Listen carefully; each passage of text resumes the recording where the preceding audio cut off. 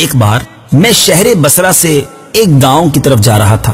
دوپہر کے وقت اچانک ایک خوفناک ڈاکو ہم پر حملہ آور ہو گیا۔ میرے ساتھی کو اس نے شہید کر ڈالا، ہمارا تمام مال و متاع چھین کر میرے دونوں ہاتھ رسی سے باندھے، مجھے زمین پر ڈالا اور فرار ہو گیا۔ میں نے جوں تو ہاتھ کھولے اور ایک جانب چل پڑا، مگر پریشانی کے عالم میں راستہ بھول گیا، یہاں تک کہ رات آ گئی۔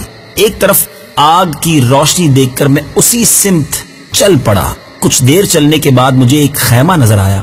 میں شدت پیاس سے نڈھال ہو چکا تھا، لہٰذا خیمے کے دروازے پر کھڑے ہو کے میں نے صدا لگائی، العطش العطش، یعنی ہائے پیاس ہائے پیاس۔ اتفاق سے وہ خیمہ اسی سنگ دل اور خوفناک ڈاکو کا تھا جس نے ہم پر حملہ کر کے لوٹا تھا۔ میری پکار سن کر پانی کے بجائے وہ تلوار لیے باہر نکلا اور ارادہ کیا کہ ایک ہی وار میں میرا کام تمام کر دے، مگر اس کی بیوی آڑے آ گئی۔ مگر وہ ڈاکو اپنی سخت دلی کے باعث مجبور تھا، اپنے ارادے سے باز نہ آیا اور مجھے گھسیٹتا ہوا دور جنگل میں لے آیا، میرے سینے پر چڑھ گیا، میرے گلے پر تلوار رکھ کر مجھے ذبح کرنے ہی والا تھا کہ یکایک جھاڑیوں کی طرف سے ایک شیر دھاڑتا ہوا برآمد ہوا۔